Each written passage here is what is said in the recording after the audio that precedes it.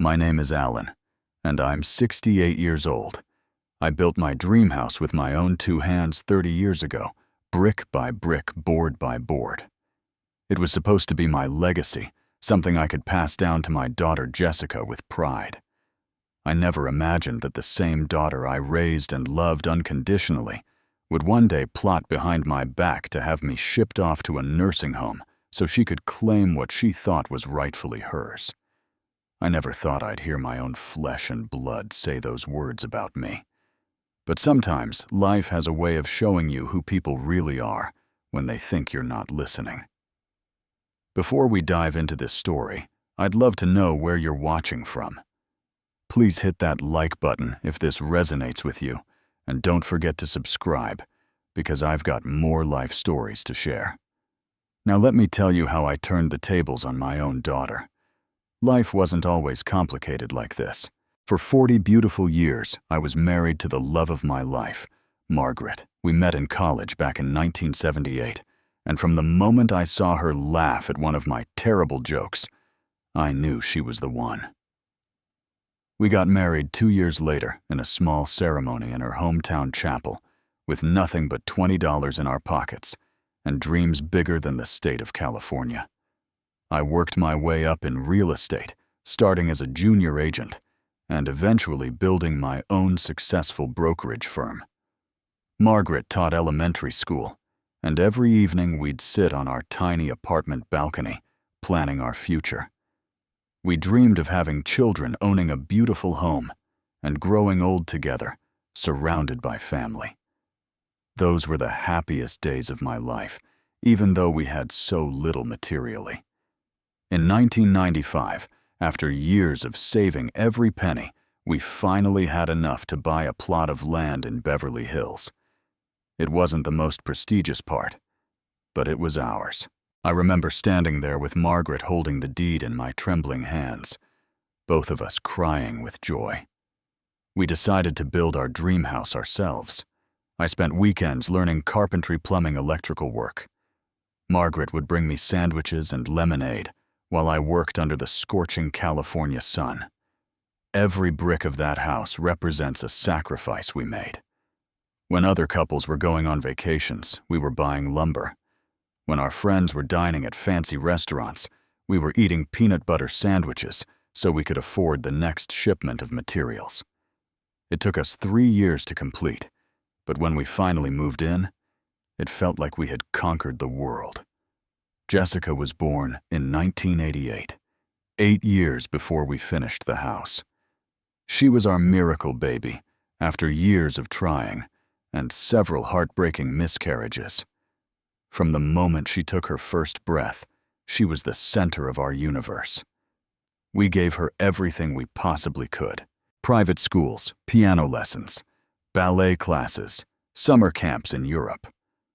I worked 70-hour weeks to pay for her education at Stanford University, where she studied business administration.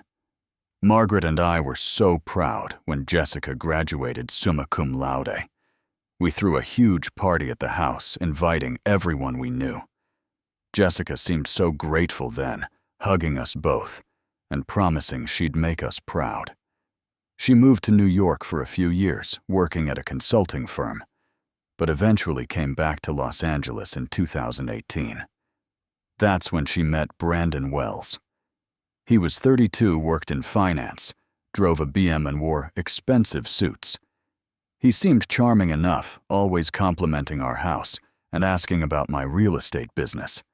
He'd bring flowers for Margaret and shake my hand firmly every time he visited. Jessica was smitten, and frankly, we were happy to see her settling down. Their wedding in 2019 was something out of a fairy tale. Margaret and I spent $60,000 on that celebration because we wanted Jessica to have the perfect day. Brandon's family contributed very little, claiming they were going through financial difficulties. I didn't mind. Seeing my daughter walk down the aisle in Margaret's grandmother's restored wedding dress was worth every penny. For a while, everything seemed perfect. Jessica and Brandon visited regularly, and we'd have wonderful family dinners, where we'd talk about their plans for the future. Brandon would always praise the house, saying how lucky Jessica was to have grown up somewhere so beautiful. Margaret would beam with pride, already talking about future grandchildren, playing in the same backyard where Jessica had learned to ride her bike. Then came March 15th, 2020, the day that changed everything forever. Margaret had been fighting breast cancer for 8 months, and despite all the treatments, all the hope, all the prayers, she lost her battle. I held her hand as she took her last breath in our bedroom, the same room where we'd shared so many dreams and whispered so many secrets. The funeral was beautiful, but heartbreaking. Jessica and Brandon stayed with me for a week afterward, helping with arrangements and keeping me company. I was grateful for their presence during those dark days. The house felt impossibly empty without Margaret's laughter echoing through the halls. Her coffee cup still sat in the kitchen sink, where she'd left it that last morning, and I couldn't bring myself to wash it. After Jessica and Brandon returned to their apartment downtown, I struggled to find purpose. The house that once felt like a warm embrace now felt like a museum of memories. Every corner reminded me of Margaret. The garden she tended, the reading nook, where she graded papers, the kitchen, where she hummed while cooking my favorite meals. 3 months later, Jessica called with what seemed like wonderful news. "Dad, Brandon, and I have been talking," she said, her voice full of concern. "You shouldn't be alone in that big house. We want to move in with you just temporarily to help you through this difficult time." My heart swelled with gratitude. Having family around seemed like exactly what I needed. They moved in that summer, bringing just a few suitcases, and promising it would only be until I felt better. I was so happy to have life back in the house. Jessica would cook dinner sometimes, though never quite like Margaret used to. Brandon would watch sports with me on weekends, and for a few months I felt like I had my family back. But slowly, subtly, things began to change. Brandon started making suggestions about renovating certain rooms. "This wallpaper is pretty dated, Alan," he'd say, running his fingers along Margaret's favorite floral pattern in the dining room. "Maybe we could modernize this space a bit." Jessica would nod in agreement, talking about how the house needed updating for the 21st century. I noticed them having quiet conversations that would stop abruptly when I entered the room. Brandon began rearranging furniture without asking, claiming he was just optimizing the flow of the space. When I mentioned that Margaret had specifically chosen the placement of every piece, he'd smile patronizingly and say, "Of course, but we need to think about functionality too." Jessica started spending more time on her phone and less time talking with me. Our dinner conversations became shorter and more superficial. When I tried to share memories of her mother, she'd change the subject or find an excuse to leave the table.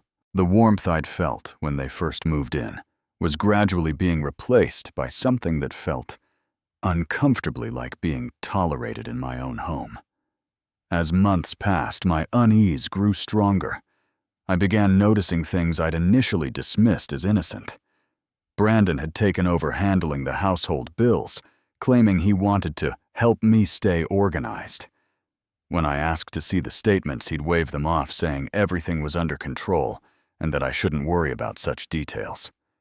One afternoon, I came home early from a doctor's appointment to find Jessica in my home office going through my filing cabinet. When she saw me, she startled and quickly closed the drawer. "Oh, Dad, you're back early," she said, her cheeks flushing red. "I was just looking for some old tax documents. Brandon thought they might be helpful for organizing your finances better." I hadn't asked them to organize my finances. In fact, I'd been managing my money perfectly well for decades and had built substantial wealth through my real estate investments. But I chose not to confront her directly, instead making a mental note to pay closer attention to their behavior. Brandon began making comments about my health with increasing frequency. "You know, Alan, you seem a bit forgetful lately," he'd say, after I'd misplace my reading glasses or forget where I'd set my car keys. "Maybe we should schedule you for more regular checkups."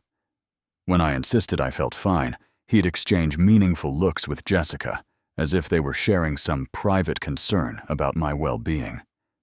They started inviting friends over without asking me first.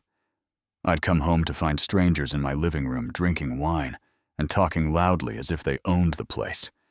When I'd express surprise, Jessica would apologize half-heartedly and say, "Sorry, Dad, I thought I mentioned it.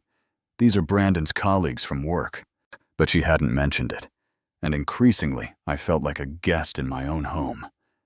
The breaking point came when I discovered Brandon had been researching nursing homes.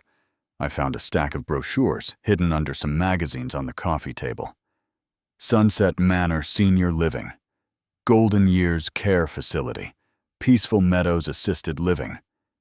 Each brochure had notes in Brandon's handwriting, with comments about pricing availability and waiting lists. When I confronted them about it, they claimed it was just preliminary research in case I ever needed specialized care in the future.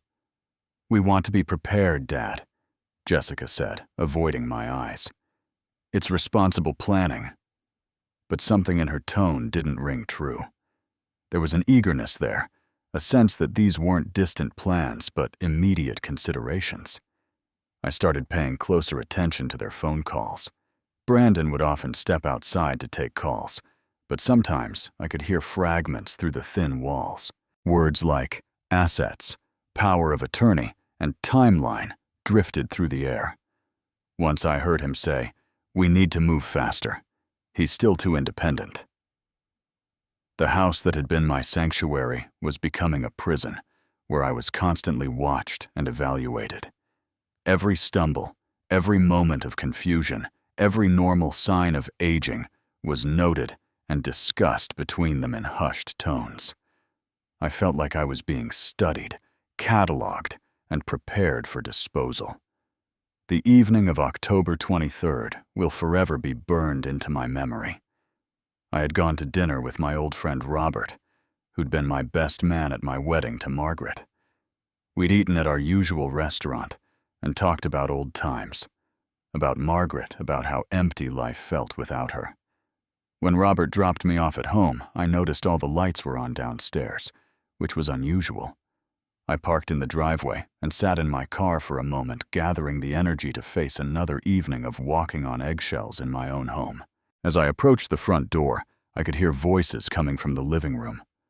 Jessica and Brandon were talking, and their tone was different from their usual careful whispers. They sounded urgent, excited even. Something made me pause instead of announcing my arrival. Maybe it was instinct, or maybe it was the accumulation of months of suspicious behavior. But I found myself standing quietly by the front door, listening to a conversation that would shatter my world completely. "He has to go to a nursing home," Jessica was saying, her voice clear and decisive. "We can't wait anymore. This is taking too long, and I'm tired of pretending to care about his feelings." My heart stopped beating. My own daughter, the little girl I'd taught to ride a bike, whose scraped knees I'd bandaged, whose tears I'd dried through countless childhood disappointments, was talking about me like I was a problem to be solved. Brandon's voice joined hers, equally cold and calculating. "I agree completely. We've been patient enough, Jess. Living here for over a year, playing the devoted family members, it's exhausting. Once he's in care, we can finally start living our real life here." "I feel bad sometimes," Jessica continued, though her tone suggested she didn't feel bad at all. "But honestly, he's becoming such a burden, and this house should have been ours years ago. I mean, what's he going to do with all this space? He's just one old man rattling around in a $3 million house." $3 million. They'd had the house appraised. They knew exactly what it was worth, and they'd been planning this for who knows how long. "The best part," Brandon said with a laugh that made my blood run cold, "is that he trusts us completely. He'll sign whatever papers we put in front of him if we frame it as being for his own good. We just need to find the right facility and get the legal arrangements in place. What about the China trip? Jessica asked. Should we postpone it? No, actually, that's perfect timing, Brandon replied. We can use those 2 weeks to finalize everything. Get him evaluated by a doctor who'll agree he needs full-time care, maybe move some of his assets around. When we come back, we can present it as a done deal. By Christmas, this place will finally be ours. I stood there in the darkness, trembling with shock and rage. These people who I'd welcomed into my home, who I'd treated like family, who I'd supported financially and emotionally, were planning to steal my life from me. They weren't just after the house. They wanted to erase me entirely, to warehouse me somewhere out of sight, so they could take over the life I'd built with Margaret. The conversation continued, but I couldn't hear anymore. My ears were ringing, and I felt like I might collapse right there on my own doorstep. Somehow I managed to walk quietly back to my car and sit there until I could breathe normally again. 20 minutes later, I returned to the house, making sure to slam the door and call out loudly that I was home. Jessica and Brandon were sitting on the couch watching television, looking perfectly innocent and relaxed. "How was dinner with Robert?" Jessica asked sweetly, as if she hadn't just been planning my imprisonment. "It was nice," I managed to say, my voice somehow steady. "He sends his regards." That night, I lay in bed staring at the ceiling, unable to sleep.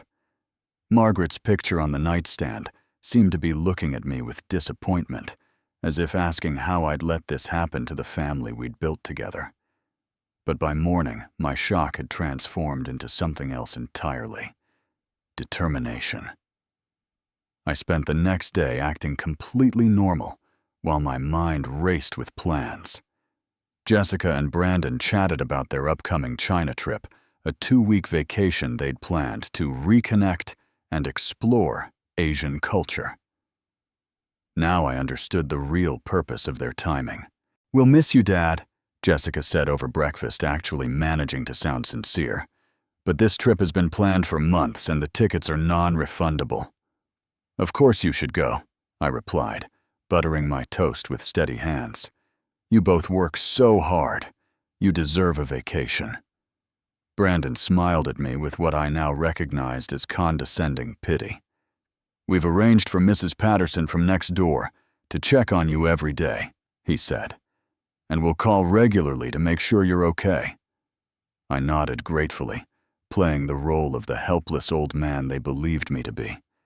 But inside, I was already 3 steps ahead of them. After they left for work, I made my first phone call to Harold Steinberg, the lawyer who'd handled Margaret's estate and had been a family friend for over 20 years. Harold had always been straight with me, never sugarcoating difficult truths. "Alan, good to hear from you." Harold's familiar voice came through the phone. "How are you holding up?" "I need to see you today, Harold, privately. It's urgent, and I can't discuss it over the phone." Something in my tone must have conveyed the seriousness of the situation, because Harold immediately cleared his schedule. 2 hours later, I was sitting in his downtown office telling him everything I'd overheard. Harold listened without interruption, his expression growing more serious with each detail. When I finished, he leaned back in his leather chair and was quiet for a long moment. "Alan, I have to ask this directly. Do you want to sell your house? I want to protect myself and my assets from people who are planning to steal them from me," I replied. "The house is in my name, only correct." "Absolutely. Margaret left everything to you, and you've never added Jessica or Brandon to any deeds. The house is entirely yours to do with as you please." "Then yes, Harold, I want to sell it. Immediately." Harold explained the process. As the sole owner, I had every legal right to sell the property without anyone's permission or knowledge. He recommended a real estate agent he trusted, someone discreet, who could handle a quick sale to a qualified buyer. "But Alan," Harold warned, "once you do this, there's no going back. Your relationship with Jessica will be permanently damaged." "Harold, I said, thinking of Margaret's wedding ring still sitting in my jewelry box. My relationship with Jessica was damaged the moment she decided to treat me like a problem instead of her father. I'm just leveling the playing field. The next morning, I called Sandra Martinez, the agent Harold had recommended. Sandra had 25 years of experience selling luxury properties in Beverly Hills and understood the need for confidentiality and speed. "Mr. Thompson, I've reviewed the property records," Sandra said during our meeting at a coffee shop far from my neighborhood. "Based on recent comparable sales, I believe we can list your home for $3.2 million and expect offers within a week, possibly sooner." "How quickly can we close?" I asked. "With the right buyer and cash offer, we could close in as little as 10 days.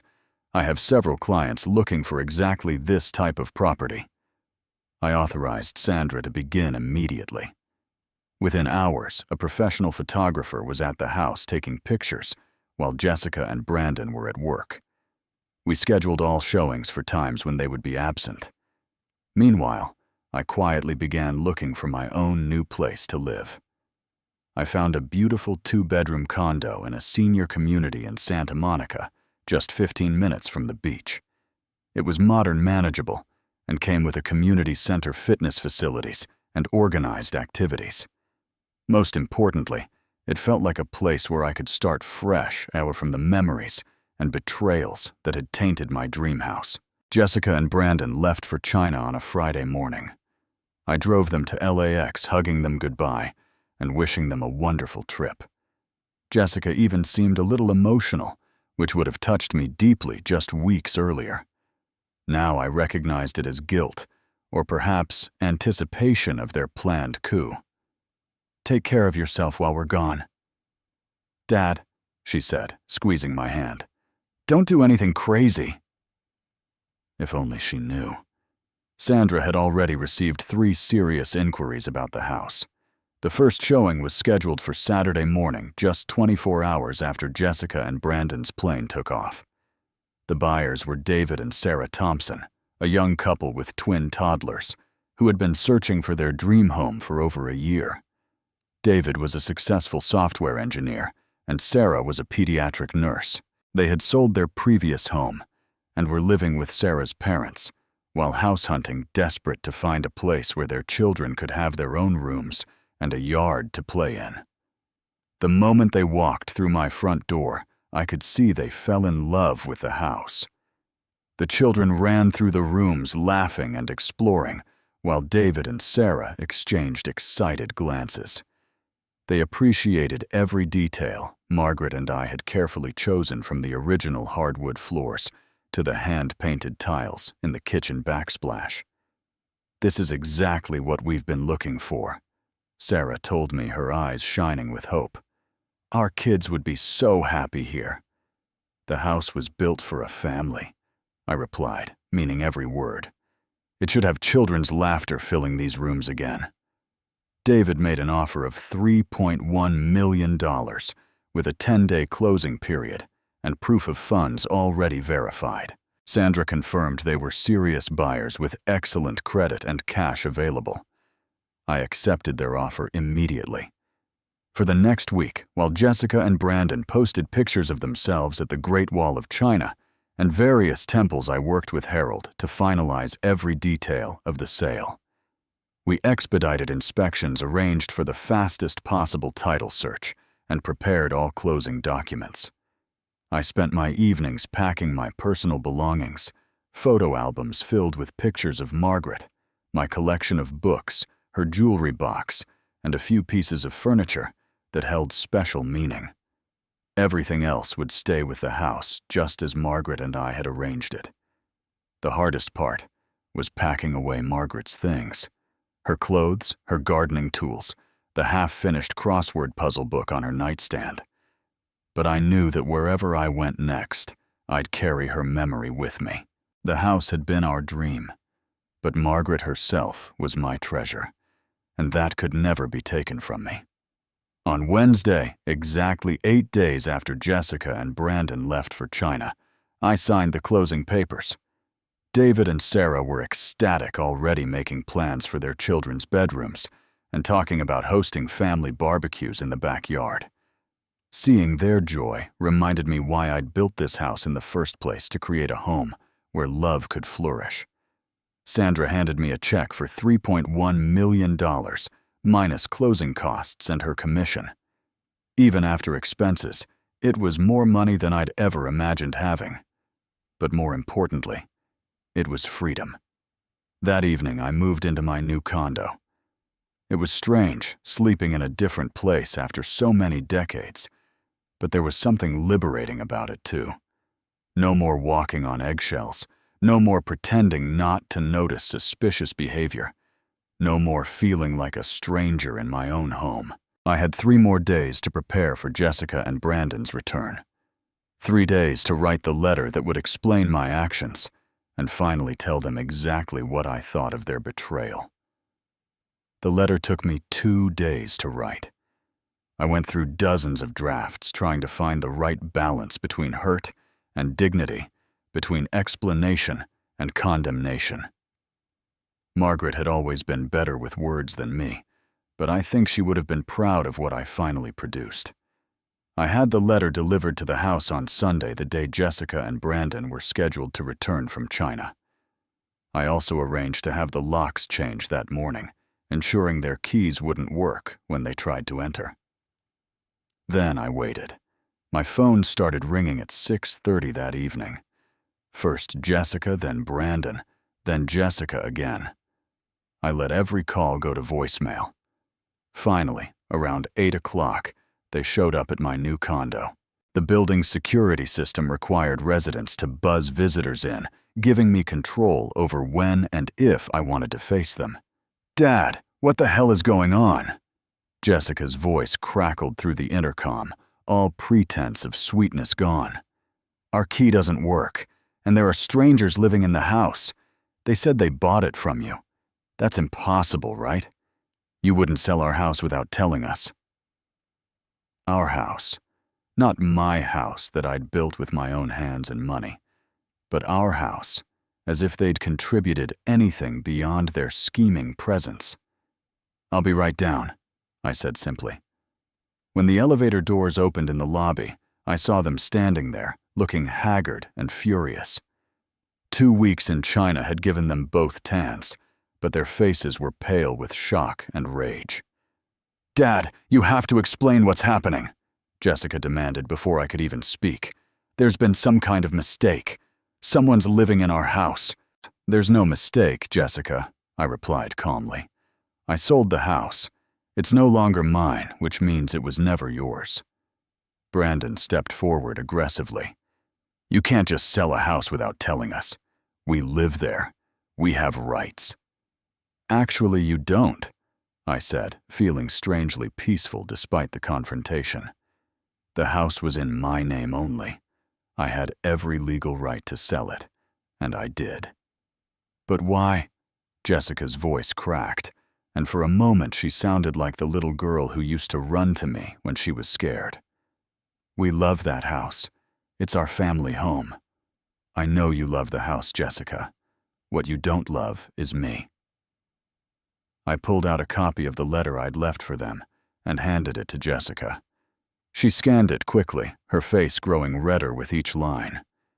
"You were listening to our conversation," she accused. "You spied on us." "I accidentally overheard you planning to have me committed to a nursing home so you could steal my house," I corrected. "There's a difference between spying and self-defense." Brandon was reading over Jessica's shoulder, and I watched his expression change from anger to something closer to panic. "Alan, you misunderstood what you heard. We were just discussing options for the future, not making immediate plans." "Brandon, I heard every word.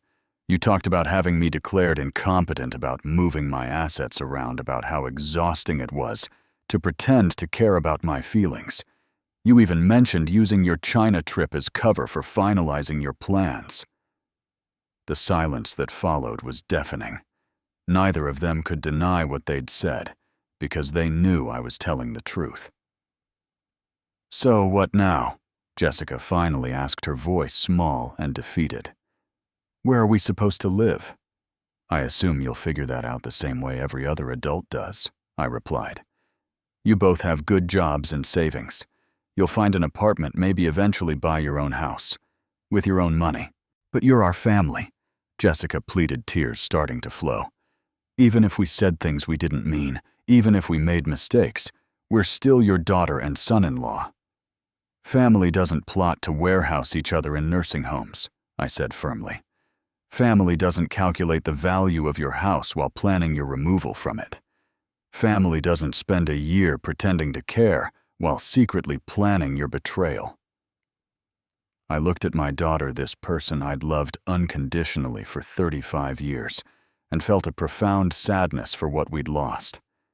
Not just our relationship, but her soul, her capacity for genuine love, rather than opportunistic calculation. "I've opened a new bank account and moved most of my assets there," I continued. "I've changed my will and removed both of you as beneficiaries. I've also given my lawyer instructions about my healthcare directives.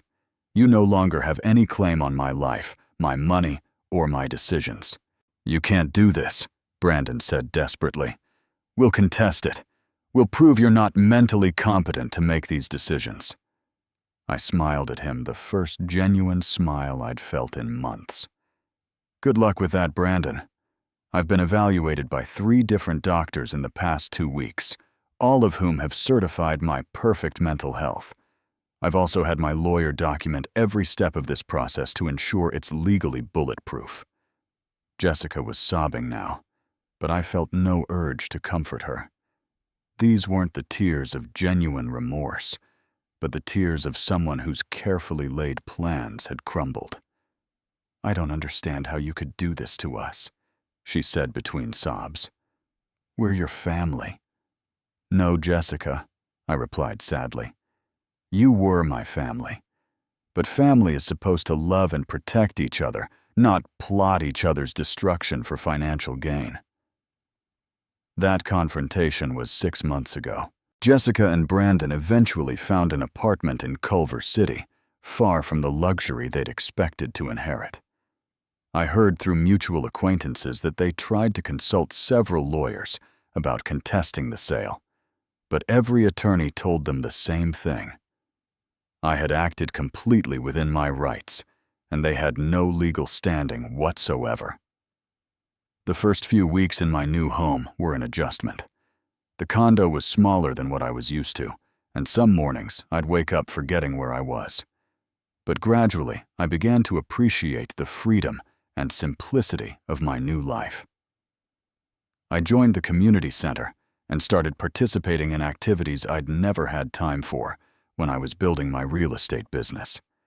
I took a watercolor painting class, joined a book club, and started playing poker with a group of retired men who quickly became good friends. Most surprisingly, I met Dorothy. She's 64, a retired teacher whose husband passed away 3 years ago from a heart attack.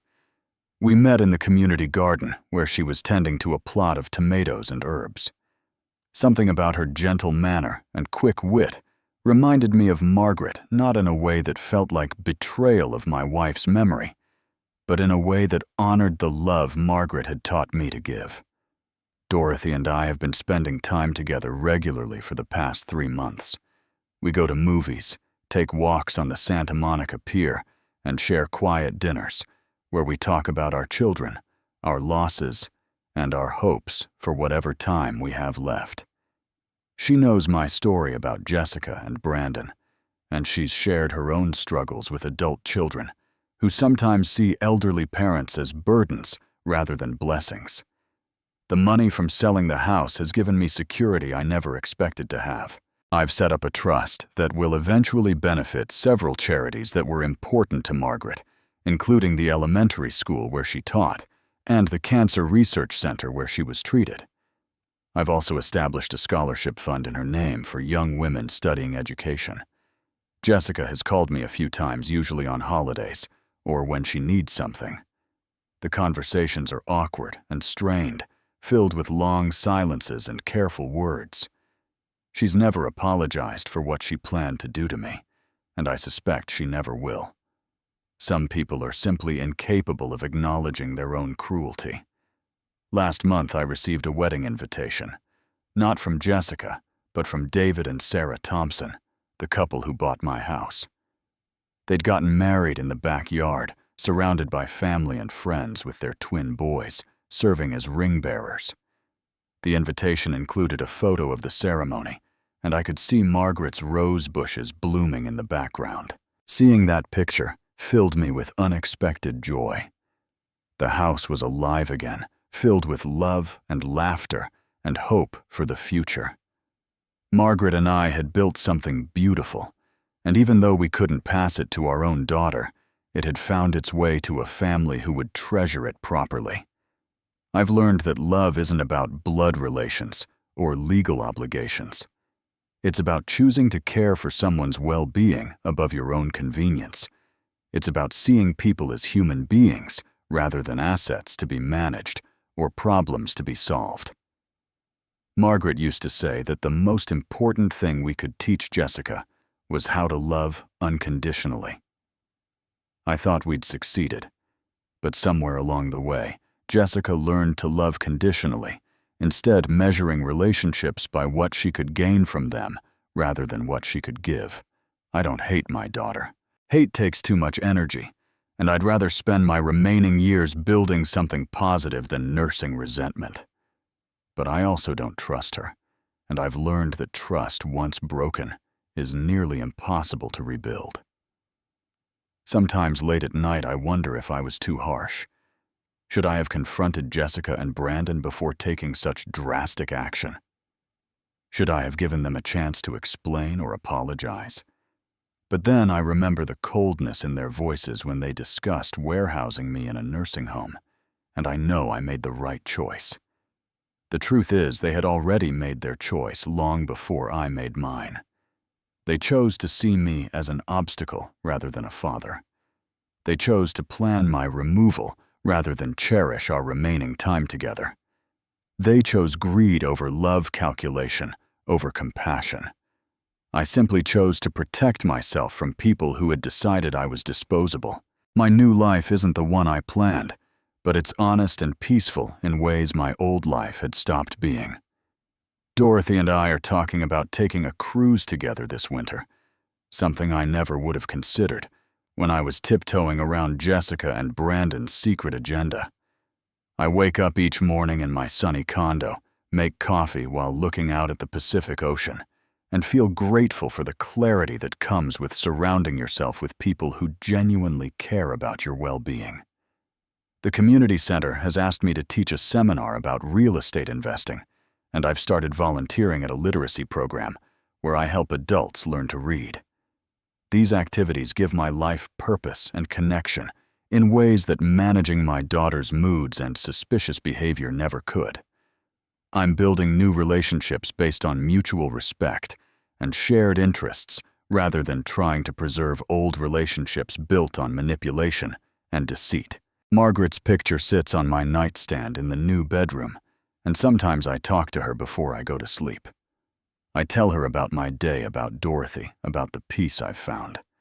I like to think she's proud of me for finally standing up for myself, for refusing to let our daughter turn me into a victim of my own generosity.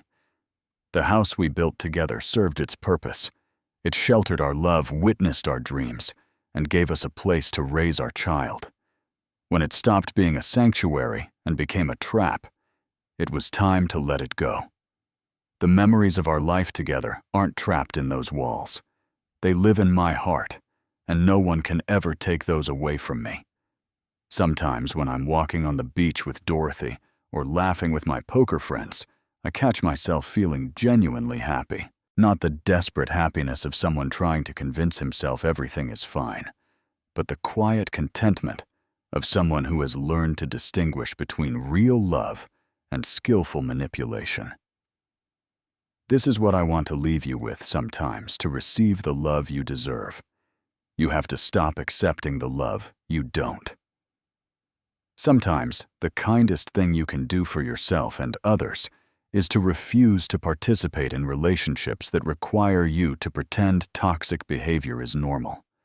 Family should be your safe harbor, not your greatest threat. And when family becomes the source of your greatest danger, it's not only acceptable, but necessary to prioritize your own survival and dignity. Sometimes love means letting go, even when letting go breaks your heart.